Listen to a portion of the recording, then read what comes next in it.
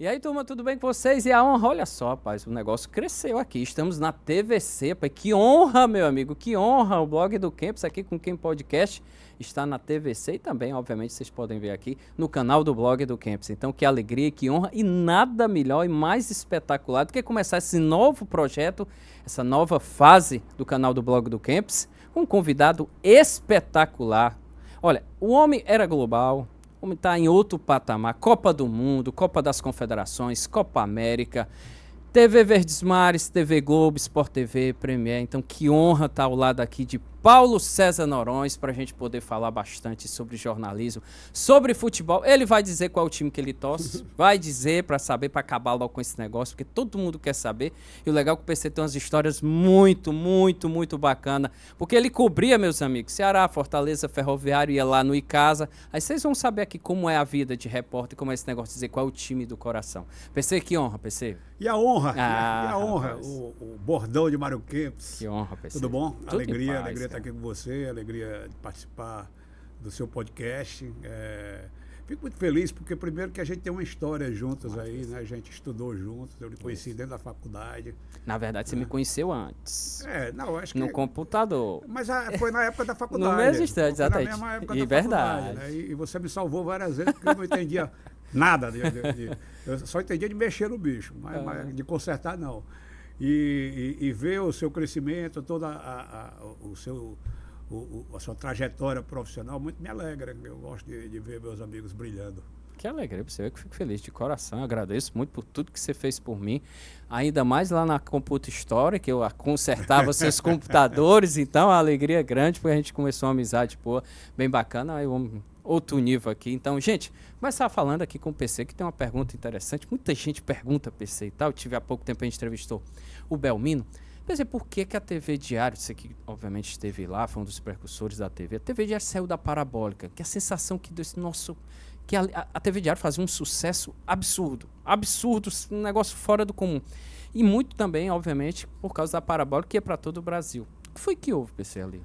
Olha, a TV Diário pagou o preço do sucesso que ela fez, né? Como você disse mesmo, ela foi realmente uma época de muito sucesso, né, da emissora, por uma série de fatores, né? Primeiro que quando ela nasce numa época em que a maior parte das TVs, e não tem essa quantidade imensa de televisões que hoje tem, né, de emissoras, a maior parte das TVs, elas transmitiam quase toda a sua programação em rede, né? Então você tinha pouco espaço para a produção local. A própria TV Verdes Mares era desse jeito, você só tinha praticamente o local, Nordeste Rural, os jornalísticos, né? O Bom Dia Ceará, o antigo Jornal do Meio Dia, hoje CETV, e o antigo Jornal do 10, hoje também CETV, segunda edição. Aí tinha o Nordeste Rural, o Globo Esporte, né? O programa local, e basicamente isso, era a produção local. Então, e não era a realidade só da Verdes Mares, era a realidade de todas as emissoras, quase todas trabalhavam em rede. Quando a TV Diário surge, ela surge para ser inicialmente uma TV voltada para o estado do Ceará, né? Uma ideia ali desenvolvida pelo Mansueto Barbosa, pela Dilmar Noronha, pelo Roberto Moreira, que foi também uma peça importantíssima nisso, fazer uma TV que fosse a cara do Ceará e resgatar, de certa forma, algo que já tinha havido aqui, lá no início da televisão aqui no Ceará, né? Quando a gente tem a TV Ceará, a antiga TV Ceará, não a TVC agora, mas a antiga TV Ceará Canal 2, que foi a pioneira aqui no estado do Ceará, nasce em 1960, numa época que não existia videotape, a televisão era toda ao vivo, então você tinha que construir toda a programação aqui. O estúdio da TV Ceará era enorme, eu conhecia, não que eu tivesse idade para tanto, mas eu era menino, como eu nasci e cresci nesse meio, eu já conhecia. Então você tinha um estúdio imenso, onde precisava ser imenso, por quê? Porque como era tudo ao vivo, você estava apresentando um programa aqui, uma telenovela, por exemplo, aqui, que era um teleteatro, na verdade, e aí vamos para os comerciais, aí cortava para o outro set ali, onde o apresentador dos comerciais já estava pronto, aí entrava o outro set para o próximo programa, enfim, era tudo ao vivo dentro de uma situação. Então, era muito artesanal, tinha muito da criatividade do cearense. E a TV Diário, quando ela nasce, claro que com uma tecnologia muito mais avançada, mas ela nasce com essa ideia de resgatar a criatividade do comunicador cearense. Sem dúvida. E, inclusive, trazendo uma inovação para a época, que era a TV que falava a língua do cearense, do nordestino, de uma maneira geral, usando nossos coloquialismos, nossas expressões, macho rei, como o Belmino eternizou, né? E, entre outras coisas. Lembro da Catiúzia Rios fazendo o Alô Fortaleza. Sem dúvida, espetáculo. Que antecipou o que é hoje a realidade, né? Hoje você vê todos os jornais, até a Globo, você vê até o William Bonner contando piada de vez em quando no Jornal Nacional. Isso. Coisa que era impensável antigamente, porque houve essa transição da TV de um formato muito hermético, muito formal, para uma TV que a pessoa assiste e se vê nela. Se identifica. Né? Se identifica. E a TV Diário trouxe isso e fez um maior sucesso. E, claro, o charme da TV Diário era estar na parabólica, porque nas parabólicas ela alcançava o Brasil inteiro, né?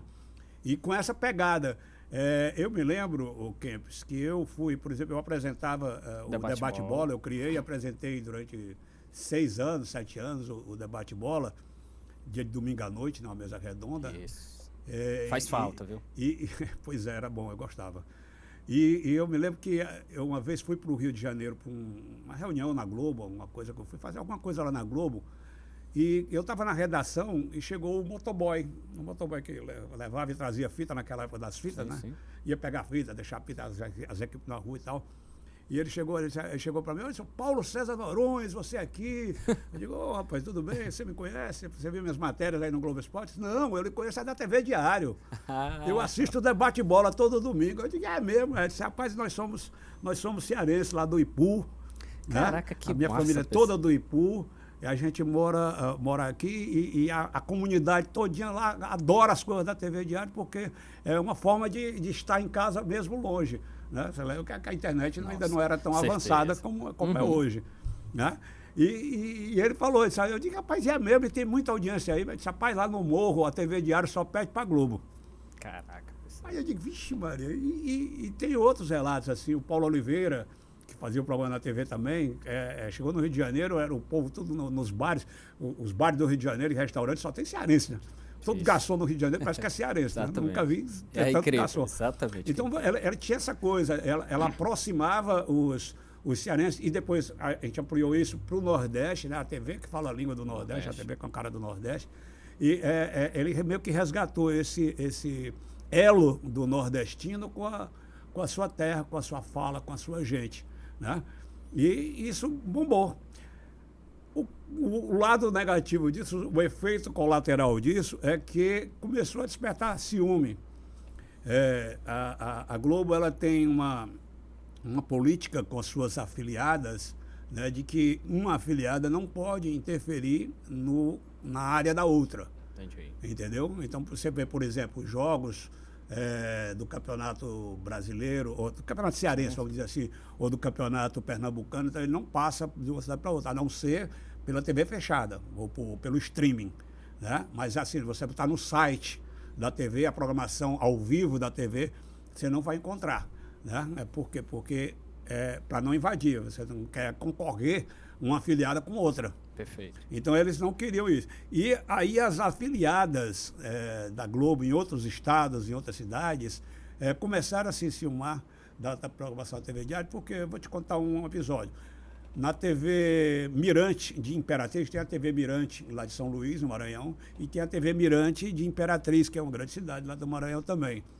E o pessoal da TV Imperatriz estava indignado porque vários comerciantes locais preferiam fazer propaganda na TV Diário de Fortaleza do que na TV Mirante lá. Então, isso acontecia em vários, no norte. A TV Diário tinha uma audiência no norte do país, até porque boa parte do norte ali, o Acre e tal, tem muitos cearenses. Houve uma colonização de cearenses lá em décadas passadas. Acre, Rondônia. No Acre, Rondônia, aquela coisa toda, foram muitos cearenses. Então tem muito descendente cearense lá. A Marina Silva é filha de gente de Itapipoca. Então você tira que havia uma aproximação muito grande E as pessoas gostavam. Era uma TV diferente, ela fazia um contraponto ao Total. que era apresentada pelas grandes redes na época, não que fosse melhor ou pior, mas era diferente. Isso. E por ser diferente chamava atenção. E com essa pegada do nordestino, criativo, porque boa parte da produção nacional, a produção cultural nacional, boa parte ela é vinda do Rio e São Paulo. Rio e São Paulo ela projeta para o Brasil inteiro. Isso hoje nem tanto, porque hoje você já tem, principalmente com a chegada da internet e com a facilitação do acesso às grandes tecnologias, hoje você tem as afiliadas, as emissoras, seja quais forem, as mais simples, elas têm hoje, com um bom computador, ela tem condições de oferecer um material muito mais bem acabado do que antigamente, onde um equipamento de televisão era uma fortuna, era uma coisa de louco. Então você tinha um desnível imenso entre o que era produzido no Sul, no Sudeste, que a gente já costuma falar de Sul, mas no Sudeste, mais precisamente no eixo Rio e São Paulo, e para o restante do país. Então a TV Diário fazia esse contraponto. Ela trazia uma novidade, algo fora do eixo. Total. E pegou. Só que essa ciumeira, que tinha um viés econômico, né? Ela começou a pegar e havia muita reclamando para a cabeça de rede. Olha, associavam a TV Diária à TV Verdes Mares. A TV Diária está invadindo o espaço aqui tal. A emissora lá da Verdes Mares está...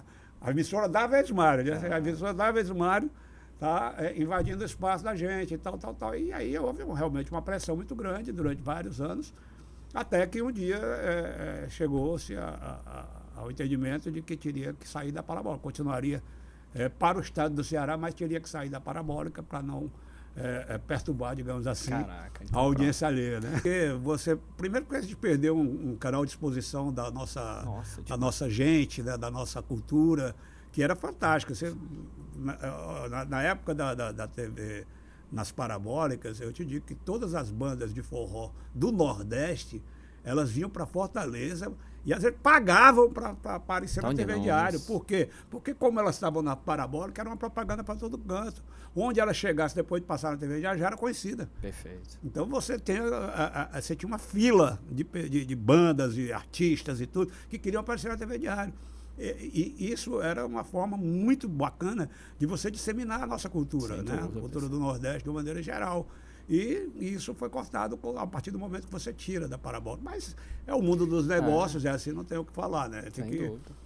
É uma opção. Você quer estar com a gente, então esteja com a gente do nosso jeito. Perfeito. Então, você falar no nosso jeito e tudo, o rádio, sem dúvida alguma, foi um grande viés que impulsionou o estado do Ceará, né? A Verdinha, por exemplo, era um negócio fenomenal. Você começou no rádio, é verdade? Ou não? Sempre foi da TV? Não, eu comecei no rádio. Eu comecei com 17 anos no rádio. Né? 17 anos? Eu comecei no rádio, meio timidamente, não era... Eu ainda não via... Mas era no esporte? Não, né? No esporte. Comecei no esporte. Na verdade, assim, eu nasci no rádio, né? Eu tenho uma história intimamente ligada ao rádio por causa do meu pai. Meu pai, aliás, eu só existo por causa do rádio. PC? Eu só existo por causa do rádio, porque meu pai era de Barbalha, e foi morar no Crato quando terminou o estudo que a gente chamaria hoje de ensino fundamental, né, que vai ali até a quinta série, né? Isso. Aliás, vai até a nona série. Hoje até a nona, isso, verdade. Então, quando terminava, na época era a oitava série, quando terminava a oitava série, lá em Barbalha só ia até a oitava série, certo? Aí o meu pai foi morar no Crato para fazer o que hoje conhecemos como o ensino médio, né, o antigo científico, lá no Colégio Diocesano, que era o grande colégio da região na época. E ele foi para lá. E naquela época, é engraçado como as coisas mudam, né? A gente está falando dos anos 50. Naquela época, embora bem próximas, coisa de 10, o Crato para Barbalha são 20 quilômetros. Crato Juazeiro, 10 quilômetros, Juazeiro para Barbalha, 10 quilômetros. E Crato para o Barbalha, 20 quilômetros. 20 quilômetros era na esquina. Sem dúvida. Mas naquela época era longe. Nossa. Então ele não só tinha que... Ele não podia ir para a aula todo dia e voltar, como hoje é comum. Até porque não tinha tanto carro, assim, nem tinha posses para isso. Então ele foi morar na casa de uns tios lá no Crato. E paralelamente aos estudos, ele já tinha um dom da comunicação, ele gostava muito. O papai era narrador de leilão, essas coisas todas, de quermesse lá na Barbalha. Ele levou isso para o Crato, começou a falar em radiadora, Você sabe o que é uma radiadora, né? A radiadora é aquela antiga rádio comunitária, ou seja, não era uma rádio que você pegava no aparelho do rádio. Espalhavam aquelas cornetas. Ah, né? igual que tem no PV. Aquelas cornetas lá, espalhava aquilo ali pela cidade. E era tudo no fio, né? Então tinha um lugar que tinha um estúdio, e o cara fazia uma programação e aquilo ficava tocando nas ruas, né? Em árvore, poste. Tinha aquelas cornetas, os alto-falantes. Sim, né? sim. Que espalhava aquilo ali, era um rádio bem arcaico. Tinha a emissora de rádio já lá, tinha a Rádio Araripe, que era dos Diários Associados, do Assis Chateaubriand, que era a grande emissora daquela região todo dia. Mas o papai começou ali fazendo quermesse, fazendo locução nas radiadoras. E teve uma vez que ele foi participar de um programa do Wilson Machado, que era o grande comunicador da época lá no Cariri, uma lenda lá, e tinha um programa de altíssima audiência lá na Rádio Araripe. E no programa ele tinha um show de calouros, dia de sábado. E o papai foi participar, e participou imitando o próprio Wilson. Né? Ele fez uma participação como um locutor. E o Wilson Machado gostou tanto que começou a chamar ele. Ele disse, vem cá fazer aqui, faz aqui. E ele estudando, né? Fazendo o científico, né? E nessa brincadeira ele foi ficando. O Wilson Machado teve uma doença e teve que ir se tratar no Rio de Janeiro. E indicou o papai para substituí-lo. Então ele herdou lá os programas do Wilson. E o tempo passou, ele terminou lá o 3º ano e tinha uma promessa para o pai dele, seu avô, de que se formaria em direito. Porque meu avô era rábula. Rábula é o quê? É o advogado sem formação. Perfeito. Universitária, né? Ele tinha o conhecimento, notório saber jurídico e advogava principalmente para os pobres, tanto é que virou vereador, porque os pobres não tinham dinheiro, pagava com galinha, pagava com voto. E ele era eleito vereador, foi presidente da Câmara, enfim. E o sonho dele era que um filho se formasse em Direito. Então, papai vem para Fortaleza para fazer a faculdade de Direito. Faz o vestibular, passa na faculdade de Direito da UFC. E, nessa época, o Wilson Machado já tinha voltado do Rio de Janeiro, só que, em vez de voltar para o Crato, tinha vindo para Fortaleza para integrar o cast da Ceará Rádio Clube, que até então era a grande emissora. Não tinha TV ainda, a TV, isso nós estamos falando no início de 57, a TV Ceará só foi fundada em 60. Então, a rádio, a Ceará Rádio Clube principalmente, mas já tinha Iracema, Dragão, ela era uma espécie de TV sem imagem. Perfeito. Ela era o que representava, assim, ela tinha a presença que a televisão veio a ter depois. Radionovela, essas coisas. Radionovela, rádio teatro, rádio notícias, tudo. Era tudo em programas de auditórios, que lotava Armando Vasconcelos, próprios Machado, Augusto Borges, aquelas coisas todas. E o papai foi procurar o Wilson Machado. Já que ele já era um sucesso aqui em Fortaleza. Aí o Wilson, pai, eu vim para Fortaleza estudar, né, fazer direito, mas eu gostei desse negócio de rádio. Eu queria continuar paralelamente fazendo rádio.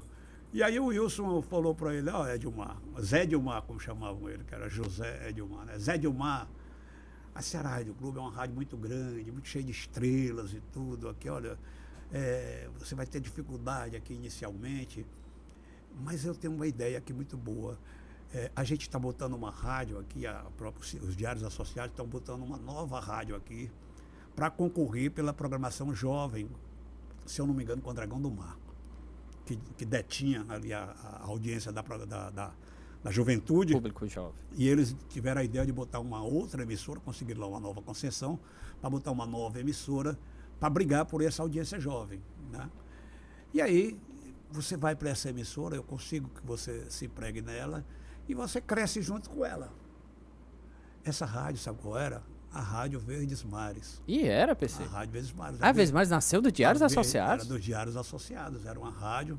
A Ceará Rádio Clube funcionava no 2º andar do edifício Pajeú, que é ali a sede do TCM, né? TCE, né? TCE, Tribunal de Contas, ali na Serra Madureira. Isso. Então, ela funcionava no 2º andar inteiro lá, e os estúdios da Verdes Mares eram na cobertura lá, no 4º andar do Pajeú. Eu não sabia disso, caralho. E aí o papai foi.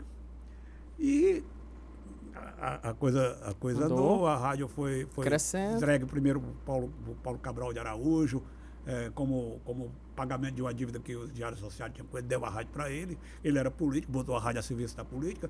Depois veio o Edson Queiroz, já então um empresário já vitorioso, né, já consolidando ali o seu império, né, econômico. Ele, com a visão que ele tinha, ele disse, não, eu tenho que ter um braço na comunicação, estrategicamente para os meus negócios, isso é importante. E aí compra a Rádio Verdes Mares, comprou com o papai dentro. E aí foi essa história dentro do rádio. Ela caminhou e realmente, como profetizou o Wilson Machado, o papai cresceu junto com a Rádio Verdes Mares, que de rádio virou TV e depois veio o jornal, FM, e aí vai. E aí o outro detalhe, que aí eu digo, por que eu sou filho do rádio, é porque o papai, enquanto locutor da Verdes Mares, tinha um programa chamado Musifone, que, como o nome sugere, né, você liga, o sujeito ligava, né, e pedia a música, aquela coisa toda, aquele programa bem de disc jockey mesmo, né? E tinha uma senhorita, uma jovem senhorita da época, que ligava lá para o programa, pedia a música dela e tal, e como era uma ouvinte frequente, acabaram fazendo uma amizade telefônica, né? E conversa vai, conversa vem. Um dia ela disse para ele que colecionava flâmulas, né? Aquelas flâmulazinhas que os times trocam. Boa, em dia de jogos importantes. Ela disse que colecionava flâmulas, que era comum naquela época. E o papai disse, eu ganho muita flâmula aqui, como radialista, que a gente ganha essas coisas. Então eu vou separar algumas aqui e vou te dar. E realmente separou. E ele tinha um grande amigo dele, de farras, aqui, Zé Mauro Vieira, o Badim, que, curiosamente, coincidentemente, namorava com a irmã dela, dessa moça. E aí ele chegou pro Badim e disse, Badim, eu tenho aqui umas flâmulas que eu consegui para Lucila Maria e eu queria que você levasse para ela e entregasse, que eu prometi para elas. Aí o Badim olhou para ele e disse, eu não vou levar, eu vou com você e você entrega. Acaba macho. Aí ele foi e essa jovem recebeu as flâmulas. Eles se gostaram, eles namoraram, e por isso que eu estou aqui. Caraca, essa ouvinte era a minha mãe.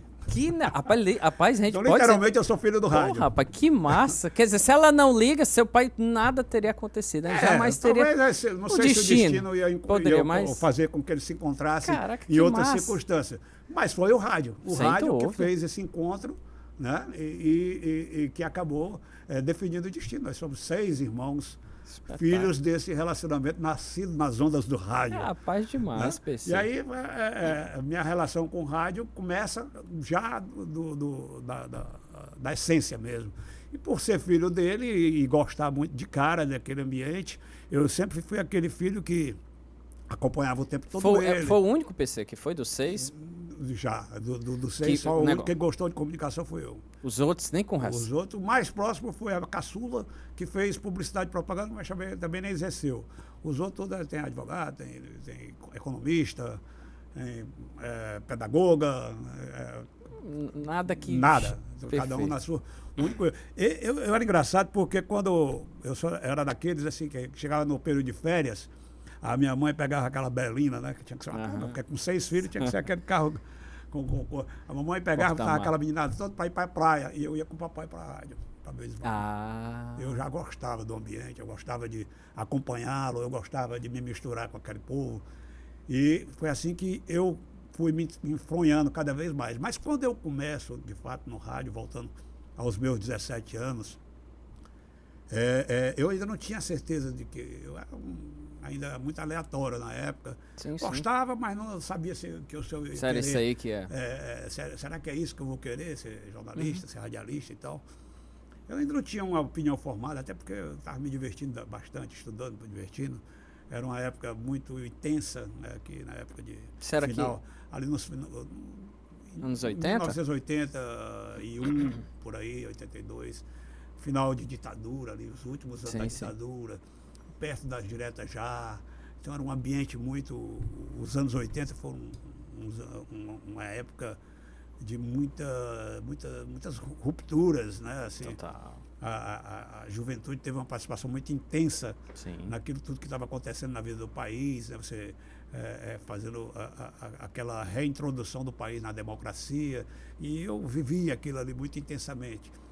Mas eu viro radialista primeiro por obra e graça da Neide Bastos, que era a Dona secretária Neide. do papai, a Neidinha, que você conhece.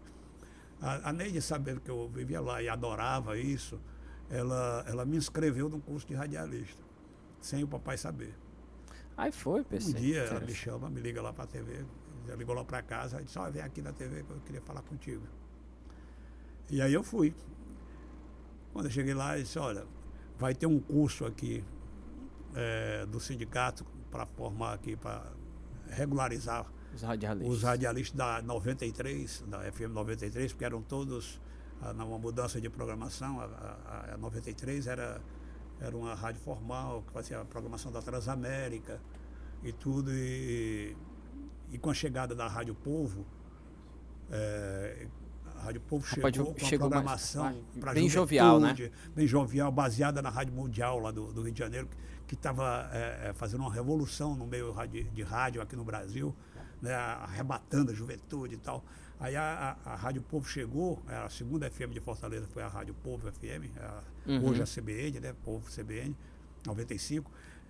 A Rádio Povo chegou com essa programação em 80, isso. A Rádio Povo chegou e arrebentou, porque a 93, né, no caso, que ainda chamava FM Verdes Mares, tinha uma programação bem formal, músicas clássicas e tal, aquela coisa bem blasé, sabe? Aí a Rádio Povo chega aí com aqueles locutores jovens, aquele linguajar de FM, alô galera, estamos aqui, vai tocar um rock e tal, bababá. Pô, explodiu, a audiência explodiu da Rádio Povo. E a Verdes Mares teve que se rebolar. Que isso? E aí chamaram o Will Nogueira. Grande Will Nogueira. O Will Nogueira, que fazia um programa na Verdinha AM.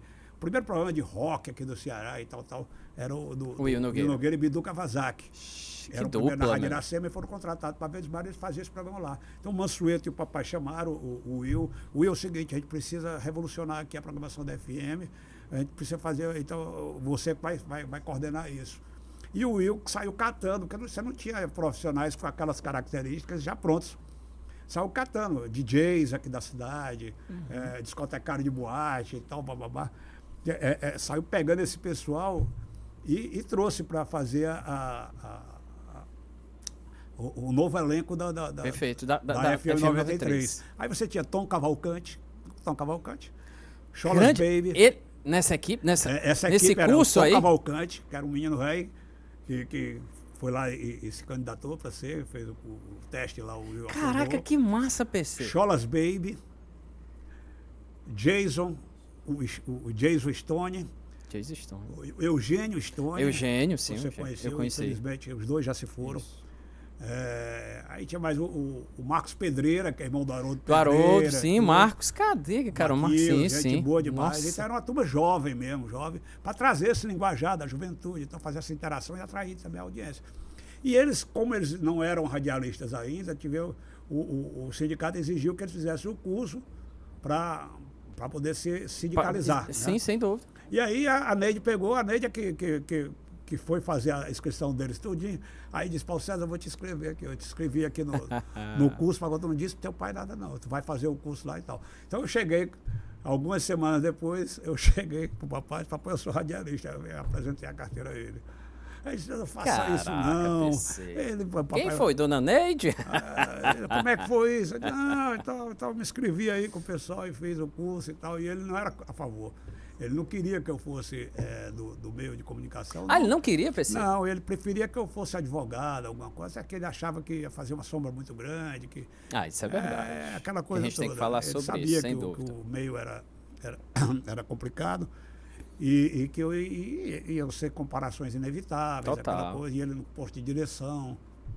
Então ele preferia que eu fosse buscar outra coisa, mas... Então você começou na 93? Não, eu só fiz o curso. Só fez o curso. Aí fui o Farias, a turma fica lá, né? Aí o Farias me chama e eu começo a fazer... não era do dia a dia, mas ia ter um jogo especial, aí eu ia fazer uma reportagem, ia ficar acompanhando um time. Por exemplo, teve a final de campeonato em 82... Fortaleza e Ferroviária, ele chamou eu e o Barão, Marco Antônio Barão. Grande, rapaz. Barão, você vai lá pro Ferroviário, o Paulo César vai lá pro Fortaleza, isso no domingo da decisão, a partir de meio-dia começa a jornada esportiva e vocês vão com o Verdinho da Verdinha, naquele carro Fiatzinho. Com Caraca, que massa, que lembrança. Eu passei a tarde todo dia lá no Fortaleza e o Barão lá no Fortaleza, a gente ficava entrando distante na programação. Naquela época você tinha acesso total, não era como hoje, que é fechado. Você entrava na concentração, chamava o jogador, tirava o técnico do sono dele, levava, e tinha que levar até o carro, né? Porque o fio não ia. Era com fio, né? Então, você levava o cara lá e tal, e nós passamos a tarde todo dia. Então, tinha esses trabalhos que não eram do dia a dia, eram trabalhos eventuais. E teve também uma fase que ele, Farias, pegou a equipe da Ceará Rádio Clube, que estava sem equipe, ele fez uma segunda equipe de esporte. Ok. Para faturar, né? Farias adora um money, quem não gosta, né? Aí o Farias fez uma segunda equipe, aí ele disse, só você e o Barão vão ser o plantão esportivo da rádio. Então nós ficamos um tempo... aí foi a primeira vez que eu fiquei assim, como uma coisa fixa foi na Ceará Rádio Clube fazendo plantão esportivo. Mas, rapaz, não sabia disso não. O plantão que não dorme na informação. Era mais divertido e eu adorava isso. E fui ficando aí fazendo evento. Então eu já trabalhava também. Você trabalhava onde? Trabalhava na Coelce e fui ficando como uma atividade secundária. Eu fazia muito mais por diletantismo. Até porque eu pagava só aquela mochinha. Aí, mas eu gostava de fazer, eu gostava do microfone. Até que fiquei até nessa, sem me aproximar muito, até 89. 89, aí sim, eu comecei a fazer um programa na Verdinha, dia de sábado, o Sábado Alegre. Sábado Alegre? Depois Will Nogueira? Depois eu cedi o nome para o Will olha aí. Para ele fazer na TV Diário. Mas o Sábado Alegre eu fiquei fazendo todo sábado à noite, adorava fazer. E aí foi pegando, quando do Sábado Alegre, o Marco Nunes, que era diretor de jornalismo lá da TV Verdes Mares, eu vivia chegava para ele, Marcos, se um dia você tiver um espaço, me deixa eu fazer um teste. Eu queria ver como é que eu ficava como apresentador do Globo Esporte ali, que na verdade não era nem Globo Esporte, era Esporte no 10. Esporte no 10, época. Isso. E eu vivia dizendo, não esquece não, cara, deixa eu fazer um testezinho, se eu não ficar bem, você fala o que quiser com o teste, mas só queria fazer um teste. Até que um dia ele chegou e disse, rapaz, olha, você vive para o negócio de apresentador, você não é apresentador não, você é repórter. Ele que disse Pelo isso? seu jeito, eu já lhe acompanhei no rádio e tal, você faz reportagem, tudo, tal. Então, se você quiser, você faz um estágio como repórter do rádio. Aí eu, tá bom, vou fazer. E aí, cara, me descobri. Aí foi daí que... Aí me descobri, comecei a sair, eu saía com o Tony Nunes e com o Carlos Silva, que eram os dois repórteres. Dois repórteres da Verdes do esporte. Aí, e eles saíam alternadamente, um dia era um dia era o outro. E tinha aquela coisa de ir todo dia para todos os clubes, Ferroviário, Ceará, pela ordem. Você ia para o Ferroviário, de lá ia para Fortaleza, e do Fortaleza ia para o Ceará. E aí, e às vezes ainda o Lima Júnior, que era o editor, vai passar lá no Calouros, faz umas entrevistas lá. Na base aérea. Aí quando passava nesses clubes menores, é que eu aproveitava. Disse, rapaz, em vez de fazer só entrevista, deixa eu fazer a materinha. Aí eu fazia texto e tal, e entregava para ele. Aí disse, legal, tá legal, vou botar. Aí a coisa foi andando, eu fui me apagando com aquilo, eu digo, para me descobrir, eu digo, é isso que eu gosto de fazer mesmo. Caraca, que massa, pensei, então foi assim. Foi desse jeito. Aí depois, eu disse, agora eu preciso fazer a faculdade, aquela coisa toda, eu fui atrás de fazer a faculdade também, para poder ficar tudo legalzinho, né? E como é que se deu? E pensei, por ser filho de Edilmar Noronha, dentro de uma TV Verdes Mares, o peso é muito grande, tanto pro bem como pro mal. E aí, como é que faz? Como é que você consegue? Aí você tem que matar um leão por dia, né?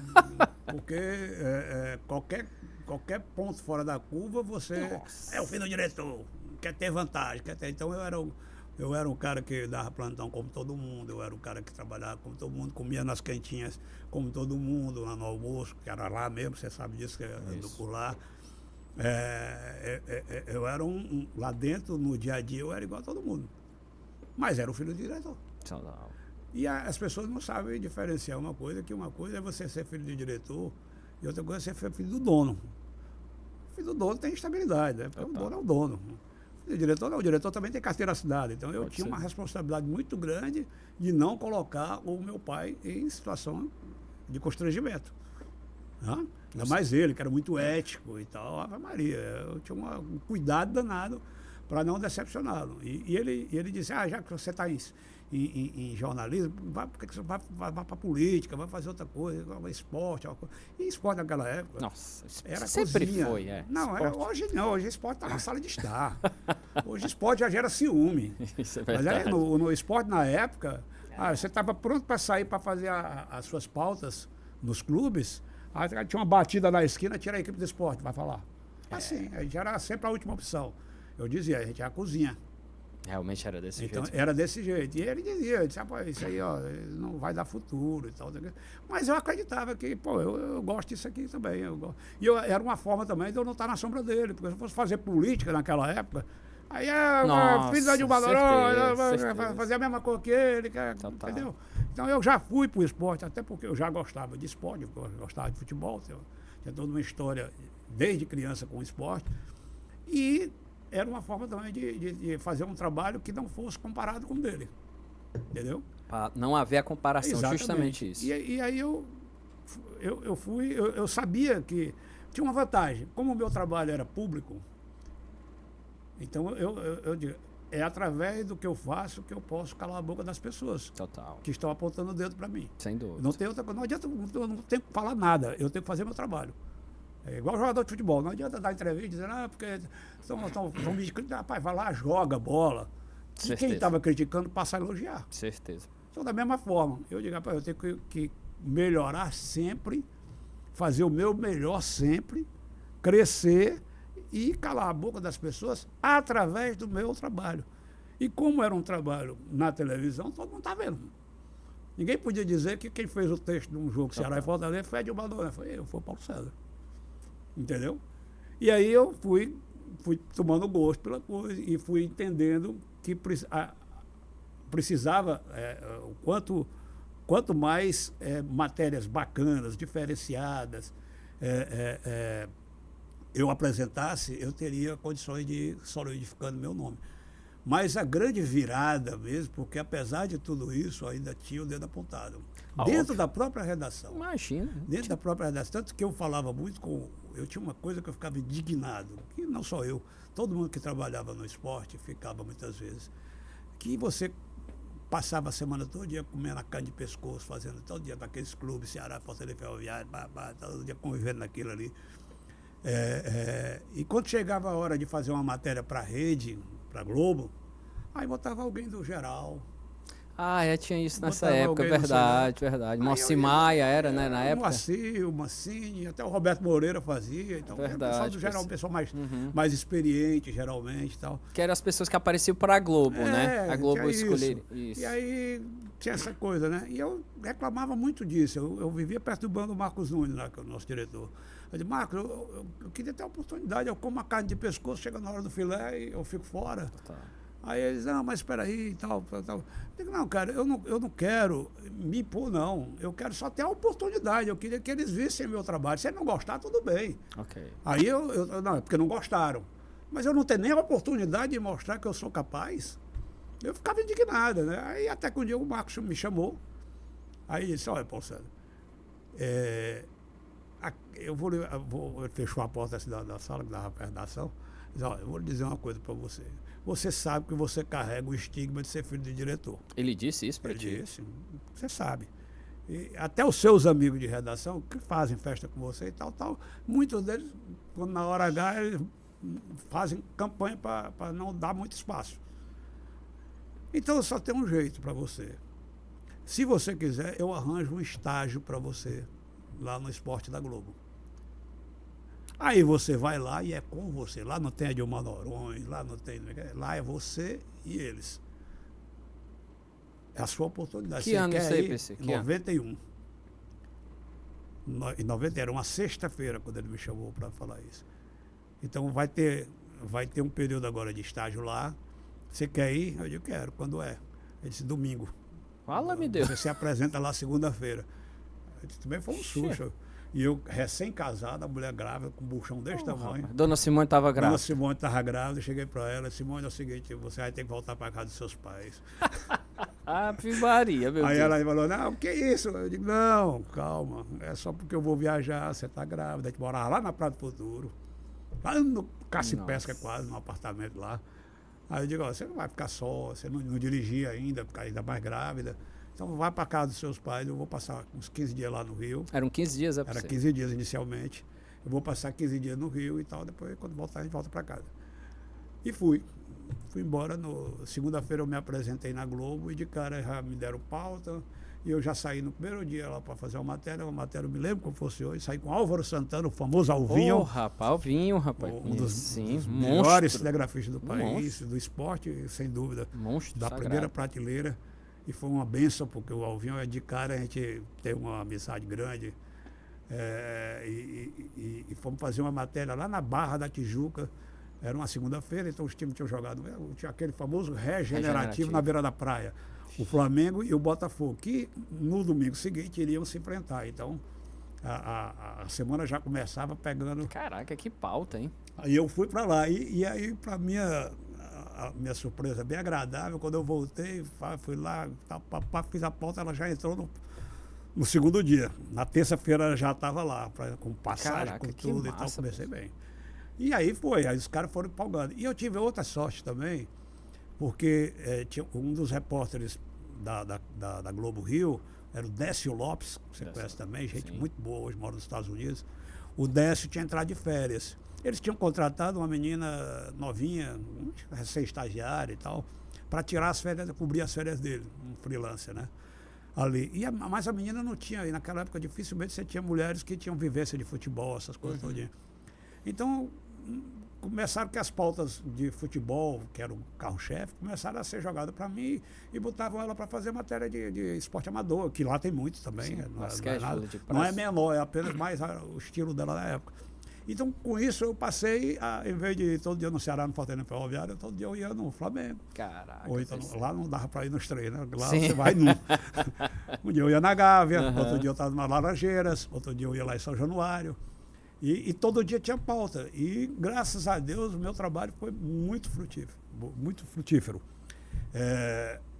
Comecei a botar matéria todo dia e tal. Só que naquela época tinha um detalhe. O Globo Esporte Nacional, ele só tinha na segunda e na quinta. Isso, exatamente. Tipo, pós-rodada, né? Tinha verdade, pessoal. Então, nos outros dias da semana, cada praça, aqui a Verdes Mário, por exemplo, tinha o Esporte no 10. E na segunda, aliás, já era Globo Esporte, em 91 já era Globo Esporte o nome. Então tinha o bloco local do Globo Esporte, e dia de segunda e quinta tinha o segundo e o terceiro bloco nacionais. Perfeito. Certo? Isso. Então as minhas matérias, que eu fazia todo dia matéria lá, mas não saía aqui. Isso. Porque, ninguém sabia, exatamente. Então, assim, e eles mesmos, quando chegou na sexta-feira da segunda semana, que eu ia embora na segunda-feira seguinte, né? Era o meu último fim de semana lá. Chegou na sexta-feira, o João Ramalho e o Ricardo Porto, que eram os editores-chefes do Globo Esporte, na reunião de pauta, todo mundo ali e tal, e saiu distribuindo quem ia fazer o quê e tal. Aí o João Ramalho falou, disse, olha, eu acho a pauta principal, que ia ser a matéria que ia encerrar o Globo Esporte da segunda-feira, vamos dar para o Noronha, que me chamava de Noronha lá. Vamos dar para o Noronha. Porque lá em Fortaleza o chefe dele não está vendo o que ele está fazendo aqui. Então ele vai encerrar o Globo Esporte segunda-feira aqui. Caraca, que nacionalmente. Foi vai fazer a pauta dele do clássico, Fluminense e Botafogo. Nossa. Aí no Maraca. Aí eu digo, vou estrear na Rede Globo, nacional. Maracanã, Fluminense. No Maracanã, fazendo Fluminense. Clássico vovô. Fluminense e Botafogo. Rapaz. Pô, foi mesmo, pensei, que massa, espetacular, cara. Aí fui fazer a matéria maravilhosa, terminou, fui pra Globo, aí decupei as fitas tudinho, papai. Na segunda-feira de manhã eu estava lá pra editar. Aí quando terminou, eu preocupado, será que vai dar certo? Meu Deus do céu. Quando eu entrava ali no computador, na época eu tinha um computador para olhar o espelho, ver se ela estava espelhada lá, estava lá encerrando, eu digo, opa, vai rolar. Aí o João Ramalho olha para mim e diz, liga para Fortaleza e manda assistir a TV lá na hora do Cara, que massa. Aí eu liguei pro Marcos Nunes, Marcos, bota a televisão, liga aí a TV e assiste o Globo Esporte. Aí o Marco não só ligou a TV da sala dele, ele foi lá e ligou a TV da redação, botou no máximo o volume. Pessoal, fica atento aí. Aí eu estreiei na Globo Nacional com a matéria de encerramento do Globo Esporte. Sim, aí pronto, aí a virada de chave, né? Aí ainda foi bom, porque quando terminou o Globo Esporte lá, aí fomos para a reunião, aí os caras parabenizaram, então, cara, não tem jeito de você ficar até o fim do mês, que o 10 está de férias até o fim do mês. Eu digo, ó, por mim eu ficava até o fim do ano. Mas eu tenho um chefe lá. Então, aí liguei pro Marcos Nunes, Marcos, ó, eu tô perguntando se eu posso ficar mais 15 dias aqui. Aí disse, rapaz, ó, não dá porque a gente não pode bancar você aí um mês aí no Rio de Janeiro. Eu não posso. Aqui todo mundo vai fazer estágio de 15 dias. Sim.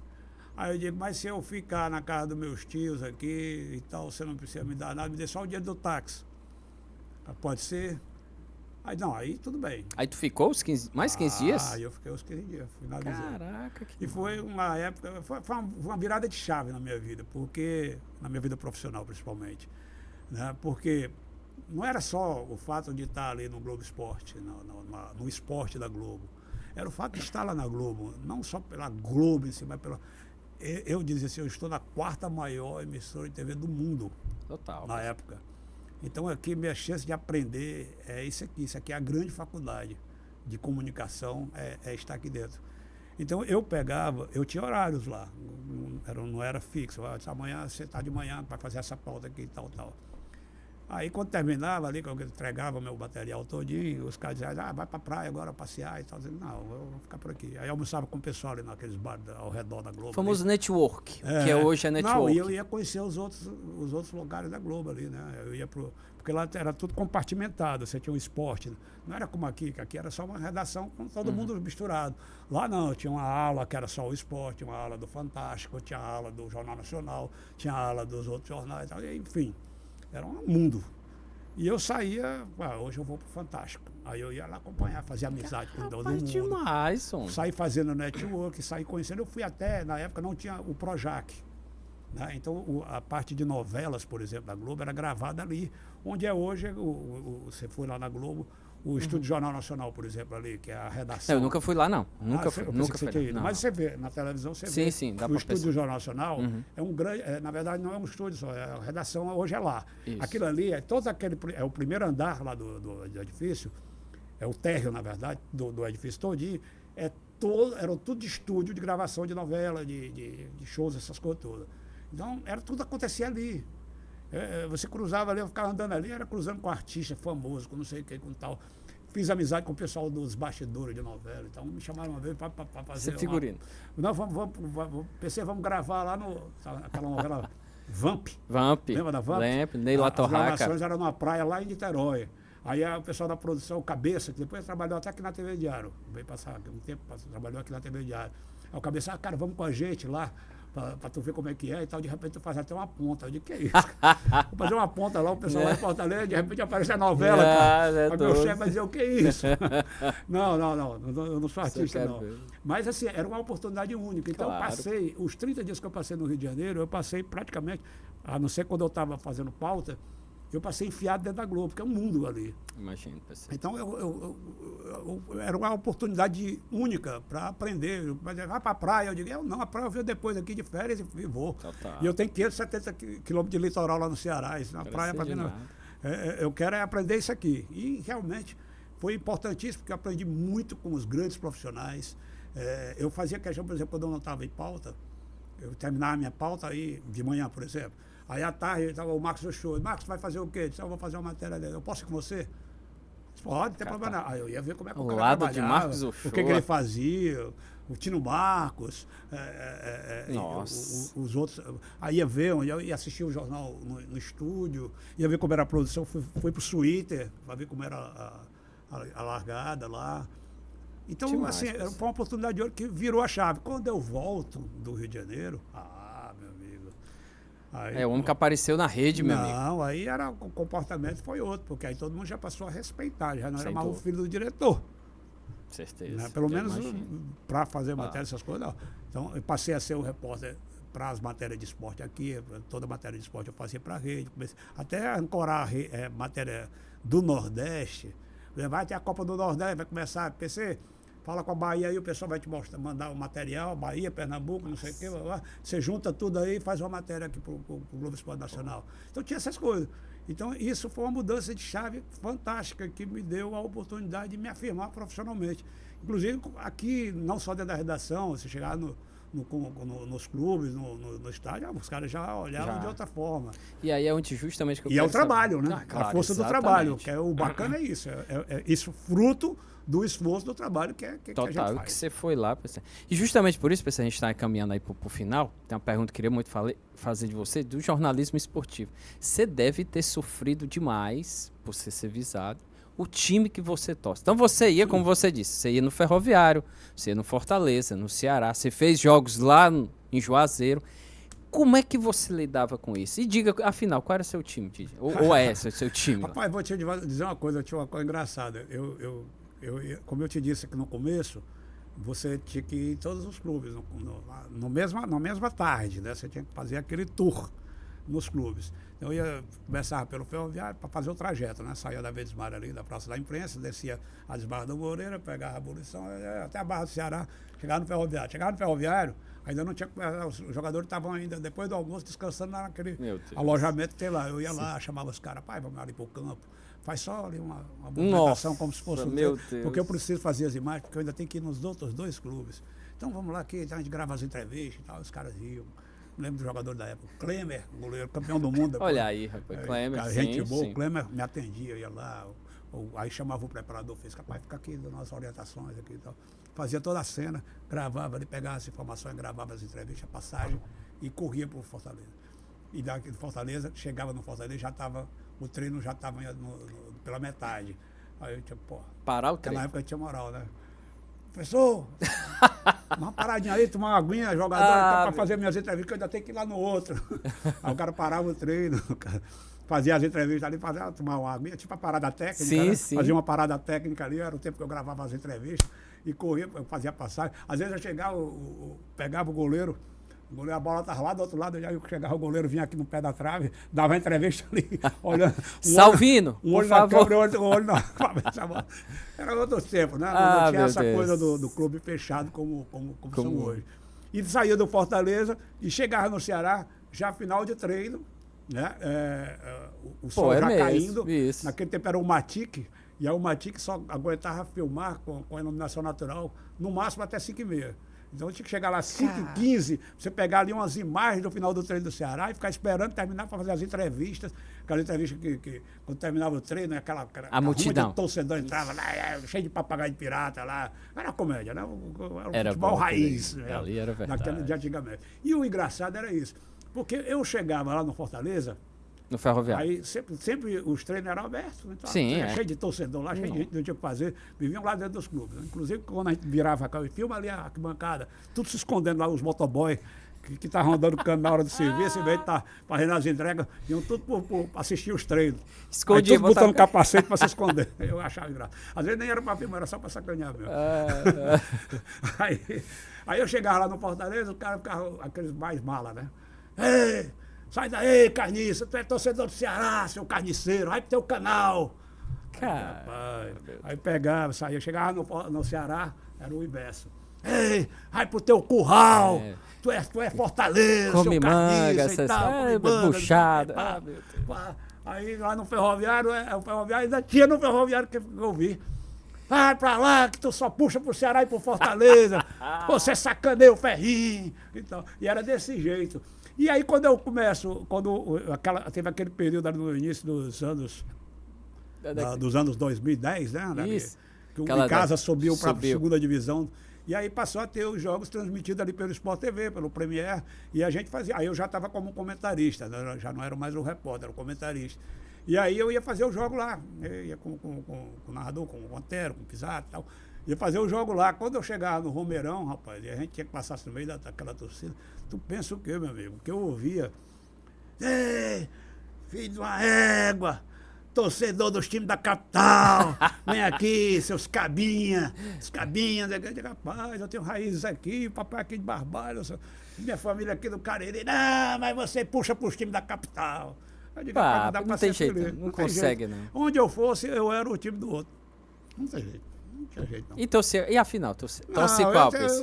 eu nunca neguei meu time. Eu sempre achei que não tinha que estar usando essa coisa. Tudo bem que hoje em dia é mais comum, mas eu não achava que acrescentava. Eu digo, não, isso é um problema pessoal. O time que eu torço é meu.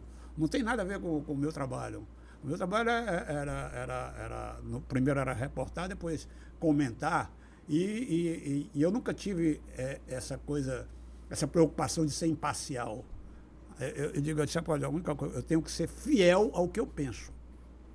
Eu tenho que ser honesto intelectualmente. A parcialidade, a imparcialidade, no caso, ela será consequência da minha honestidade intelectual. Se eu for fiel ao que eu penso, eu vou ser coerente. Perfeito. Entendeu? Perfeito. E as pessoas podem até ficar com raiva no primeiro momento de alguma coisa que eu falar em relação ao clube que ela torce, mas quando acontecer algo semelhante envolvendo o outro e eu tiver o mesmo comportamento, elas vão entender. Não, acontecia muito em transmissão de jogo. O que você achou aí? Foi pênalti? A gente tinha que comentar a arbitragem e tal. Aí eu digo, olha, eu acho que não e tal, isso aqui não, tal. Aí o cara, eu recebi aqui, eu vendo aqui mensagem chegando, então, você torce aí, aí acontecia às vezes um lance semelhante, favorecendo o outro. Aí eu disse, não, isso aí é do mesmo jeito, o mesmo critério, não vale e tal. Aí o cara, não, pelo menos, ele não dava o braço a torcer, não. Pelo menos ele falou o critério, mas é carniça. Mas eu não fujo da pergunta, não. Eu sempre, quando eu chego na rua, que as pessoas perguntam, pai, eu sou Fortaleza. Não tem problema nenhum isso. Agora só não. Mas você não diz nada no microfone. Não, lá eu sou um profissional, não estou lá para torcer. Era bom então, pessoal. Não é questão de esconder, não. É questão de que não tinha cabimento. Eu digo, eu estou chegando, eu sou o torcedor do X, do Y. Acho que o importante é a forma como você se comporta. Completamente, sem dúvida. E assim, eu não vou me preocupar do que o cara está achando de mim. O cara vai. Até porque, cara, é engraçado. Muita paixão, né? Se você se preocupar em agradar, você vai desagradar. Total. Se preocupe em ser honesto com o que você pensa. E digo sempre, e falava sempre muito isso quando estava. Eu disse, olha, eu não sou dono da verdade. O que eu digo aqui é a minha verdade. Eu não estou querendo catequizá-lo. Agora, eu sou pago para dar a minha opinião. Eu dou a minha opinião. Você não é obrigado a concordar. E, aliás, é até bom que você discorde. Total. Entendeu? Mas só que, como é um ambiente do futebol e agora da política também, é um ambiente muito passional, Nossa. As pessoas não têm essa capacidade de uma maneira geral. Alguns têm, graças a Deus. Mas, de uma maneira geral, torcedor, que eu não sei nem porque que chamam torcedor, devia ser distorcedor, porque distorce tudo. Total. Né? Mas o torcedor, de uma maneira geral, ele pensa com o coração. É passional. Então, eu não espero coerência de torcedor. Porque o torcedor está ali no estádio olhando para o cara, e o cara perde um gol, esse Doeva não joga nada, é um jogador ruim, tira esse cara do time, o cara vai lá e faz o gol, o cara é o craque, é lindo, maravilhoso. Então, meu amigo, eu não espero. Agora, nós, enquanto profissionais, nós temos que ser coerentes. Perfeito. Porque a coerência é o que garante a nossa credibilidade. Exatamente. Eu posso até desagradar em algo que eu digo aqui, mas se eu falar numa circunstância semelhante, com a mesma base de critério sobre outro lance ou outro acontecimento, a pessoa vai entender, não, ele tem um pensamento dessa forma, ele pensa assim realmente. Agora, se eu for como um torcedor que não tem compromisso com a coerência, e tem direito por causa disso, como ele não tem compromisso com a coerência, ele não tem o menor problema de esculhambar e 2 minutos depois elogiar. Perfeito. Faz parte. Então, a pessoa que envereda pelo mundo da comunicação, sabe muito bem. E principalmente que vai trabalhar em situações onde a passionalidade é um ingrediente forte, ela tem que entender que ela tem que saber separar essas coisas. Show de bola, PC. Vai dar pra gente conversar aqui umas 3 horas ainda, PC. Eu espero que tenha a parte 2, tá bom, gente? Porque tem muita coisa a falar com o PC. PC, obrigado de coração, viu? Uma honra você estar. Nossa, tem muita coisa para falar de política, de gols históricos, narradores famosos, enfim, tem muita coisa pra gente falar aqui. Gente, obrigado mais uma vez. Se você tá no canal do YouTube, deixa seu like, se inscreve no canal, ajuda demais, fortalece aqui o meu canal do blog. E se você tá aqui na TVC, muito obrigado mesmo. Esse é o primeiro, se Deus quiser, de muitos aqui. PC, obrigado. Eu tô honrado, viu? Sou o primeiro. Rapaz, isso é uma honra, você merece. Um abraço, prazer enorme. Um abraço para toda a rapaziada que tá acompanhando. Valeu, PC, um abraço. Um abraço, gente. Até a próxima.